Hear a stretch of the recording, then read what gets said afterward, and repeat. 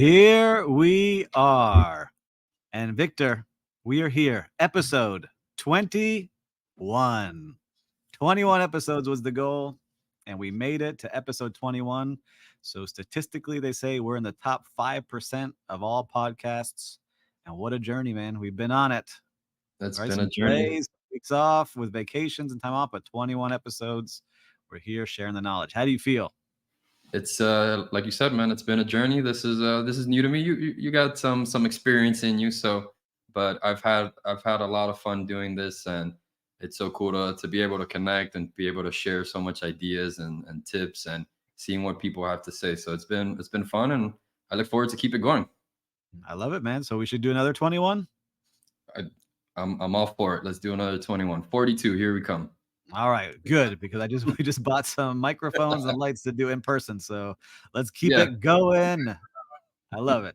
yeah. Well, I'm look, we've excited. been keep going. I know it's exciting, man. It's exciting that we've shared this much knowledge. We're getting feedback. People are seeing it. I love it. So if you're listening now, we appreciate you joining us for the episodes. We have some good stuff in the back, and we've only gotten better every episode. But again, as always, if you hear something that you like or something of value today, make sure to share it with a friend that's in the industry, because we share stuff all the time that we see on Instagram and TikTok with each other, just amongst our team. There's a lot of people putting out good stuff. Absolutely. Yeah, we share. You send me through LinkedIn, Instagram. We're always like back and forth, sharing what other managers and what other people are saying. So it's cool to see everybody kind of connecting and having similar ideas but unique in their own way, right? So that's cool. Yeah, man, we've been doing a good job. We've had a busy couple of weeks. We've onboarded some new people on our team. We've got some properties that we're trying to onboard, which is always fun and challenging, which we'll talk a little bit about at the end. But a lot. But today we'll cover some fun topics and some interesting topics, because it's always evolving in our industry. But I think we can get into the first one, right? Let's do it. Let's do it. Let's do it. So, first topic here is the vacation rental industry is lobbying and getting more involved in government, because they're starting to see that a lot of the governments in big cities are clamping down on vacation rentals. And we saw it in New York. It's happening in Los Angeles. It's happening in other cities across the country. And we've seen it internationally too, where Barcelona now is spraying their tourists with water guns and trying to close down the vacation rentals by 2028. So a lot of focus on how the vacation rental world maybe is increasing costs for others and taking away housing. But Mhm. we're going to see how this goes. I think that there's a lot of things that people don't know about the vacation rental industry, and the hotel industry has strong lobbyists too that protect the hotels, and we're involved in both worlds. So we get to see what both are sharing, and they're both trying to protect their associations and their platforms, and they're doing their best. But sometimes you lose out, and we start seeing some things in New York where hotels do great now. They have high ADR. They're getting the biggest occupancy percentage they've had in a long time, but the housing rates have not gone down like they expected when they got rid of all the vacation rentals. So it's always interesting to see the two Right. different points. But what are you thinking about this? Because Exactly. Yeah. we're involved in multiple cities now. How do you feel about it? Yeah, I mean, we almost had that change here, here in Florida, and thankfully that got vetoed, and we're working through with the government to put something together, because as our governor here in Florida said, DeSantis, that we're putting bureaucratic red tape with what they had presented, and thankfully got vetoed. So we're working our way here, ourselves, and I know the conference, the association that we're a part of in favor, and I've mentioned this before. We meet every month and we get updated and we update our owners.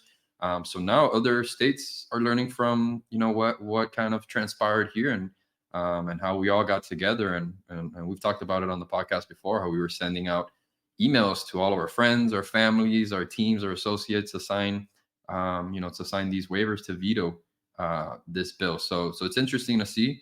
I saw, through this article, New York and the hotel rates that gone up.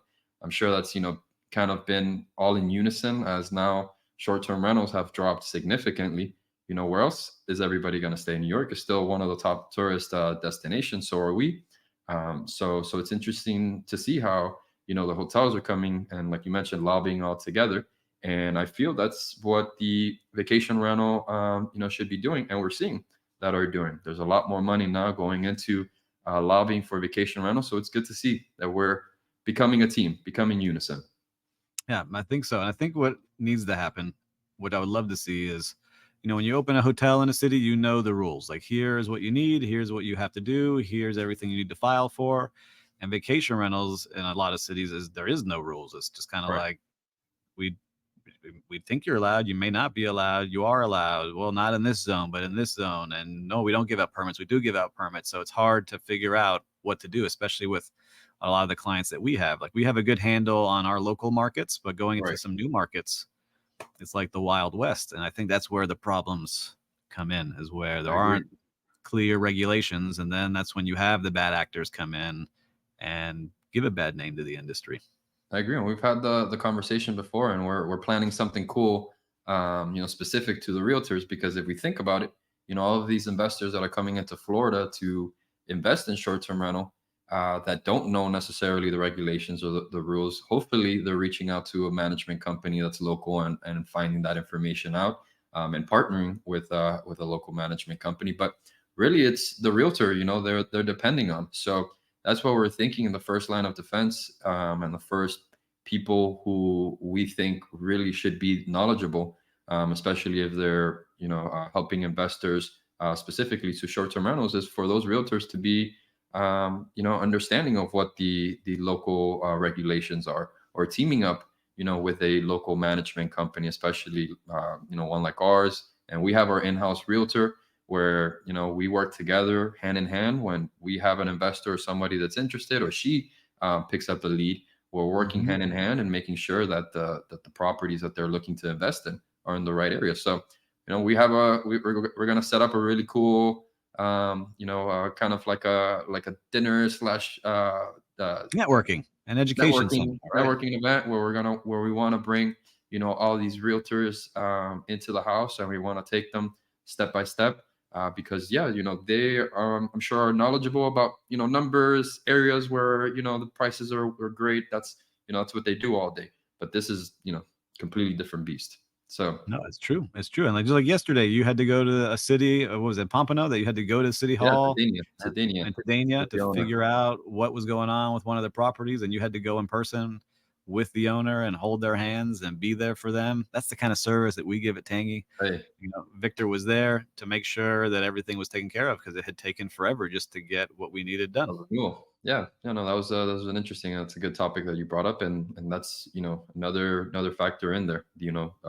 With the owner itself, we're renewing a short term rental permit, but they basically didn't approve the renewal because they wanted the property to go up to code, and up to code meaning that the parking situation needed to be addressed, as it's a 3 unit property, and all of the units have or need one parking space per unit, and the property currently has one parking space. But we use the city swale, as parking, but or typically that's not necessarily a parking for the property. So that's where the owner and we were kind of working through, because we didn't know this information. But it's to your point, let's go to the right places. Let's go to City Hall and speak and get in front of the people that put all of this together and figure it out. And I think that's the good practice, right?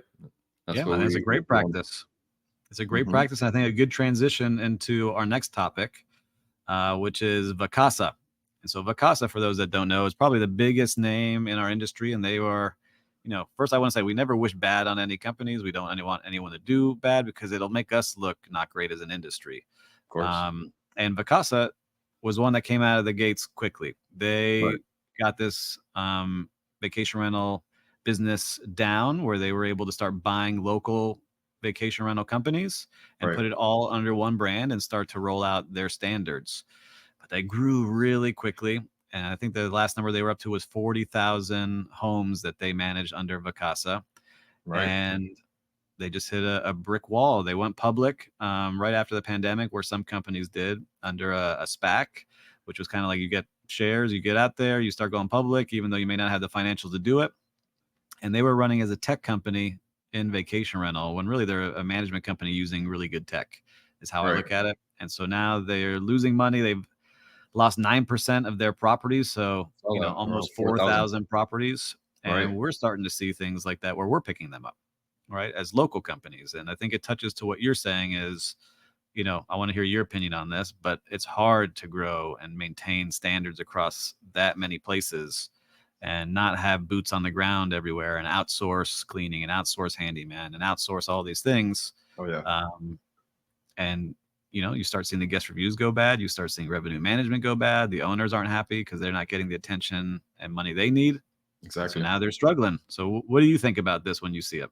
Yeah, and it was interesting in there, and you just touched on the topic there that these owners that are jumping ship and leaving Vacasa were expressing the owner company communication. We've talked about that here in this channel of how important it is to have that owner communication within the team and setting up processes and setting up forms of communication with them where they know who to contact and they have a clear message of who they can contact. And I'm sure they don't want a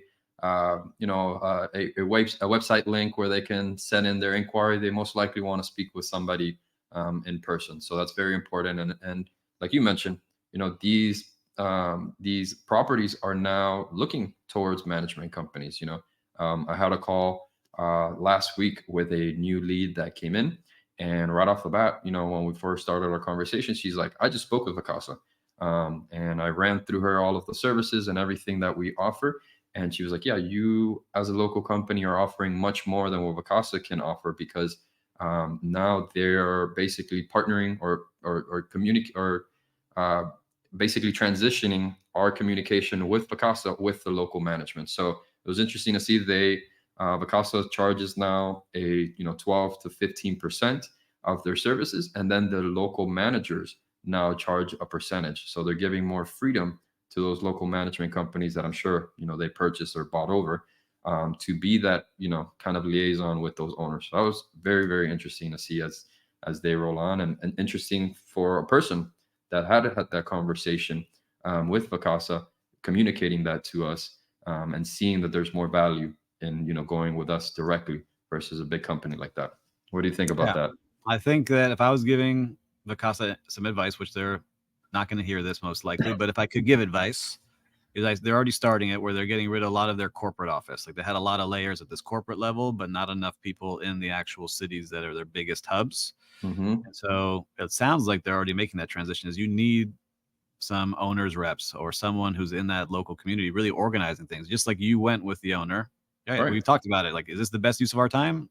Maybe it Mhm. looks like it is. We saved the vacation rental property for our company, and you helped an owner who's now very happy.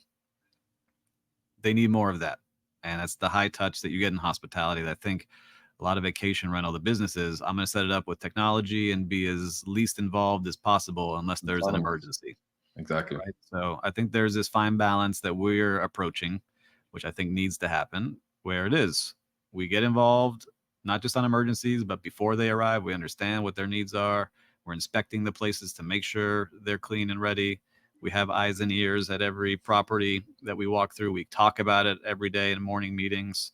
You need that level of detail that you have in hotels, in the vacation rental industry. And it's hard to do it when you have 40,000 separate properties. It's not like 40,000 hotel rooms that, some big companies have, like, the Right. Marriotts of the world and the Hiltons have hundreds of thousands of rooms, but they have eyes and ears at every single property that are managing Exactly. every single one of them. It's not just like, Exactly. oh, there's that hotel and we're never there. We don't know what's Exactly. happening. We just outsource Exactly. the cleaning. Yeah. Yeah. You make a great point. And Vacasa with so many properties, they most likely internally consider themselves a hospitality management company, where the owner is their true client, but they are forgetting that missing piece of the property itself, right? And all of that is involved in maintaining and upkeeping a property because ultimately you are managing a home. Not only are you managing the home, but you're also managing the guest and the experience there on that end. So I think probably that's where they're working themselves through and trying to figure out how to close that loop. Yeah, it's interesting, right? Because people are like, oh, well, Airbnb doesn't have problems. Well, Airbnb doesn't manage anything. Airbnb is just the platform to sell the rooms on. I think a lot of people get confused with that, with Airbnb and Right. VRBO and different things. Like Right. they don't manage any of their own stuff. They're providing a platform, bringing eyes to their platform to get people in the homes that we put on that platform. And so that's the Exactly. difference with Vacasa, is that they were not doing that. They were actually a platform plus managing everything. And that is where the challenge comes in, because you have to have the staff, you have to have the know-how. And if people aren't booking directly with you, like I'm still sure you walk up and ask anyone, "Hey, what do you think of Vacasa?" If they're not in the industry, and be like, "What are you talking about? What's Vacasa?" Right? Or like the other biggest one is Sonder, which is also struggling. Right? Those two names, we know them, but ask my parents or my wife, she wouldn't know what I'm talking about because she doesn't look at it all the time. So they still say, it's an Airbnb." It's Right. I an was at a Airbnb. conference yesterday. It's like, what do you do? I was like, oh, I manage vacation rentals and short-term rentals. We provide a lot of hospitality solutions to those. And like, oh, it's like Airbnb. I was like, yeah, Airbnb. like Airbnb. That's Like a Airbnb. similar conversation I have. And it's interesting, we're talking about Airbnb, but and we know, that they solely don't manage properties, even though they're trying to get into that market. But they have representatives. You mentioned that about Vacasa. They have representatives that basically cater to the local market. We have our rep here in South Florida, Christina, and we know her by first name, and so they make an effort to do that and to have representatives where host can contact. So maybe, like you said, if Vacasa is listening or hearing this, maybe local representatives, that's something that can really Yeah. kind of help them I out. think that I think they'll do it. I think just kind of like how some other companies contacted us in the past for a small percentage of the nightly rate to do the housekeeping and emergencies. I think they'll do more and more of that. But we wish them the best. There's a lot of good people working at Vacasa. We don't want to see anything bad happen to them. I hope they can pull out of it. But it's been a tough year and a half for them, and I really hope they make it for us. There All you right, go. so we talked about we're onboarding a couple of properties, and that's a big challenge, right? Especially when you're onboarding something that comes from scratch.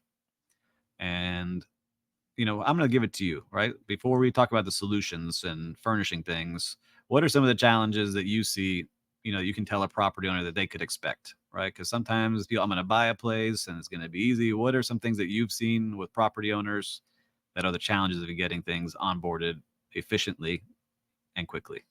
Yeah, I mean, we like to make it very clear for the owners. There's an onboarding that goes on for us as a company, as a management company, that they, their softwares and systems that they're going to have access to, that they need to, kind of wrap their heads around. And then there's the onboarding of the property itself, right? All of the furniture, all of the items, and everything that is required to be, in that property. And then add another layer on top of that, and then it's the permit process. So for a new homeowner, for a new person, a new investor that has never dealt with this before, it can get very, very overwhelming, and there's so many facets that happen here. So first off is the furnishing, right? I mean, the perfect, we always say, we wave that magic wand.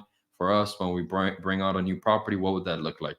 That would look like we send out a list of to the owner of everything that needs to get done in the property.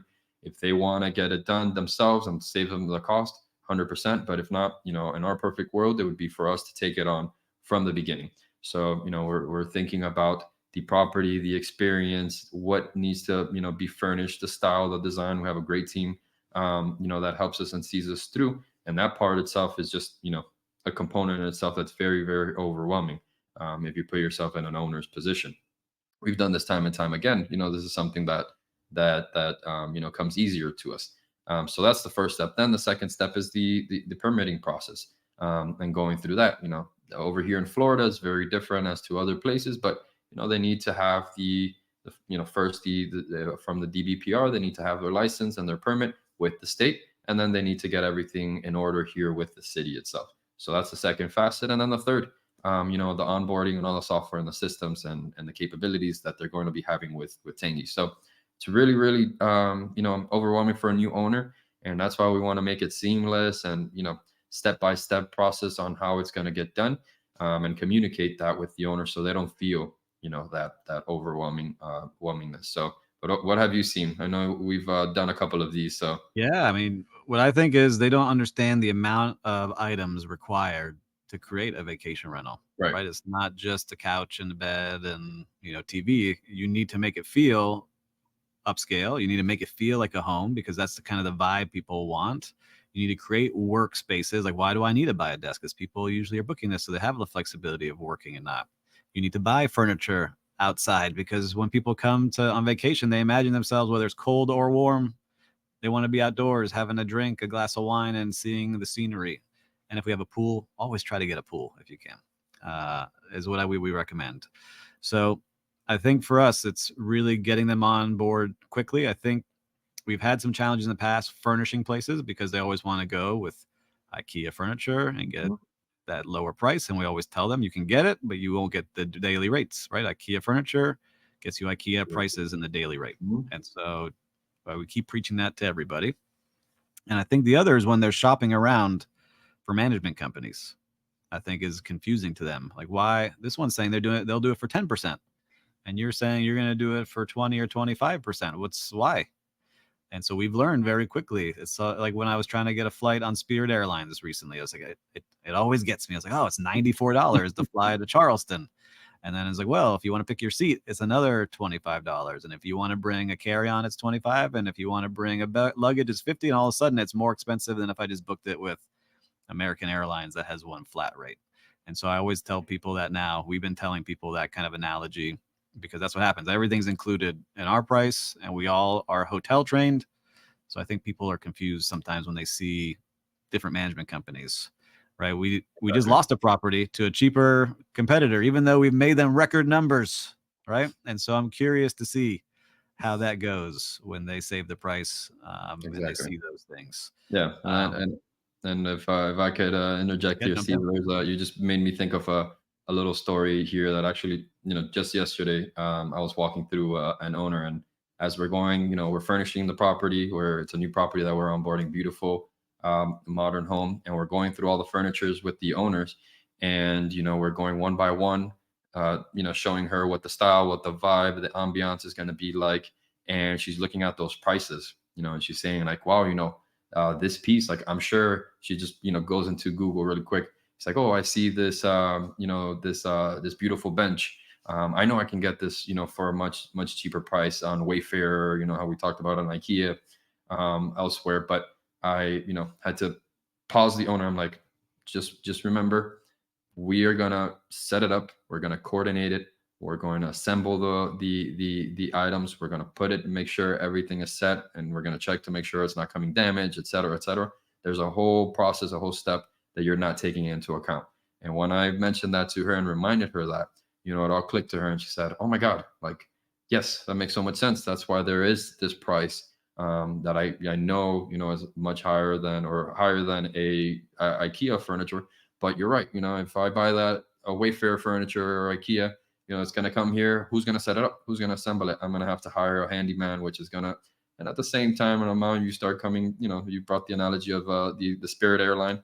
And if you go towards the whole scheme of everything, you're going to spend probably more, or even Yeah, similar.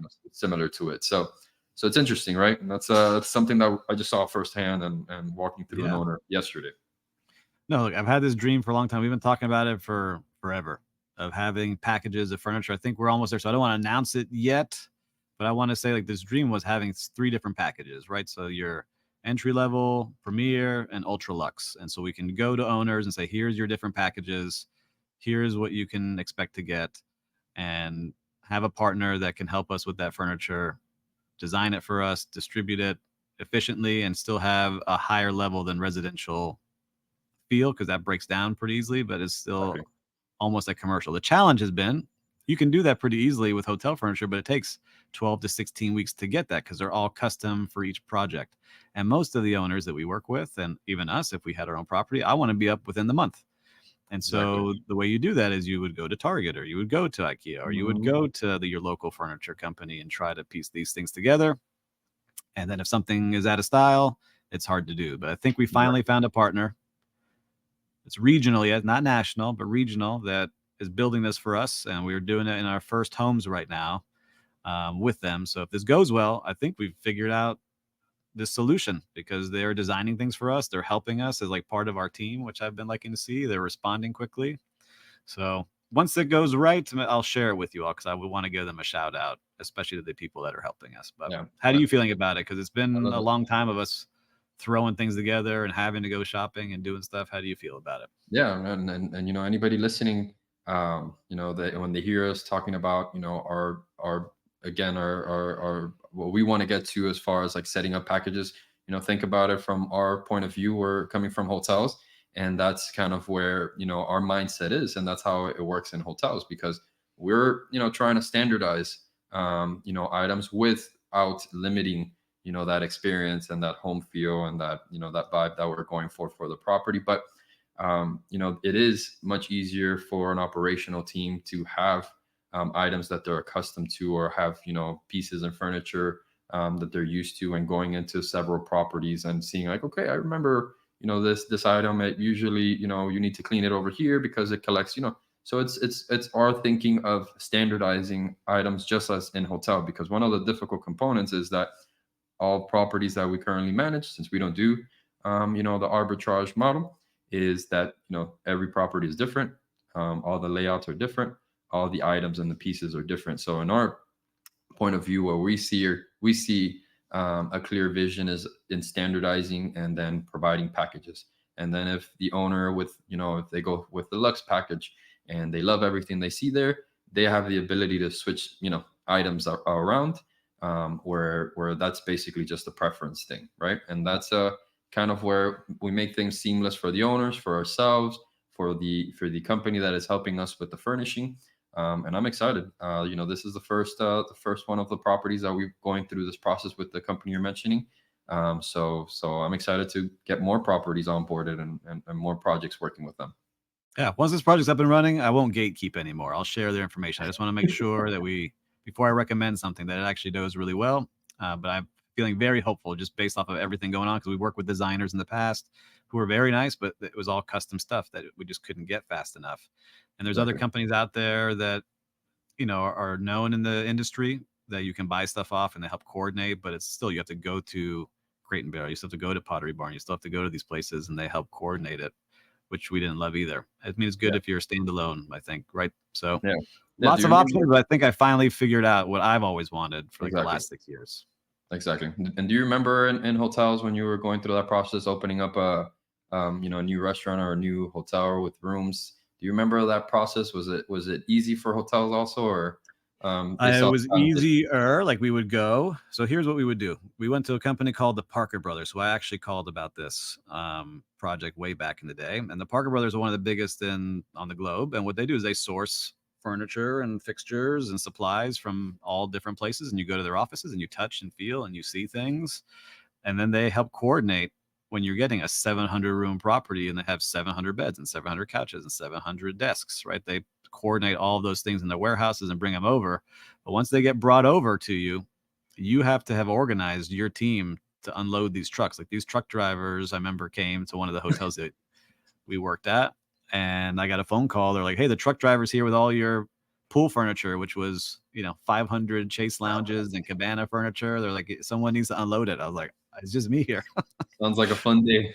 So us and a bunch of managers in our suits unloaded a bunch of chase Wow. lounges that day. But that's probably a challenge. Was, we think you have everything lined up, you think you have a perfect plan, and then I learned my lesson from that one. That won't ever happen There you again. go. But yes, it's much easier because you know what you're getting, you know the amounts you're getting. They're always available because they're custom made for you. You can replace them. But that's the challenge with vacation rental homes is I want to get to the point where if that couch gets a stain on it or someone tears it up, that we have an identical couch that we can Exactly. change. Or if a Exactly. I headboard love gets that. messed up or a piece of, furniture gets messed up, you have an exact replica. We're not just there yet, but we're very close. So I love that. I love that I you really shared hope that that. story. So if any listeners or owners, you know, don't feel bad and don't feel overwhelmed. Even hotels, you know, we Even have the a hard. best award-winning luxury hotels, you have to Exactly. roll your sleeves up every once in a while Exactly. It's to make never it easy. happen. I was a part of one hotel that was doing the same, and we worked in the hotel. That's where we met, Trump National Doral. And I was not a part of the planning process. I was the part of the, you know, the unloading and all that process, and we did it in phases. And it was difficult, you know, just like you said. It was trucks that were coming in that never been to the property before. They didn't know what lodge that they needed to drop off this furniture. We had to guide them all the way through. unload all this stuff, and it's just so much stuff, going in. And all while we had another part of the hotel running with guests. So that was a fun Yeah, experience, but it's way harder. um, way harder. So interesting, right? It's we're seeing that in the hotels and similar over here to in the vacation rentals world as well. Yeah, I'm helping a hotel right now. They're going through similar things. And so I've learned a lot. I'm able to help them and remind them, hey, make sure you're ready for this. That's the fun part about us. But man, we flew through episode 21 here. Incredible. 30 minutes goes by fast. We'll have to continue on our journey of another 21, but I just want to 42. congratulate us on getting through 21 of these episodes and sharing a bunch of knowledge. We're getting better every show. And again, if we could help you in any way, make sure to contact us at tangymanagement.com or tangymgmt.com and make sure to share this episode. And Victor is raising his finger. If you're not watching the video, what do you got to say, Yeah, Victor? one thing we got. I wanna remind everyone we have favor event going on in Orlando this September 9th through the 11th. So we'll be there. We'll be guest speaking, and it's always fun to go out in Orlando and stay over there and meet and see new faces and meet new people.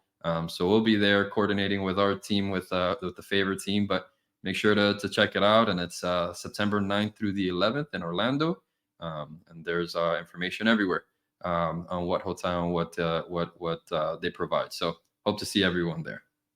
All right. Well, I think that's great. I would love to see you all there. We're going to be speaking on some panels, so you can come, and Victor will sign some autographs for you, whatever you need, as the co-host of Tangy Talks. But until next week, have a great weekend, everybody.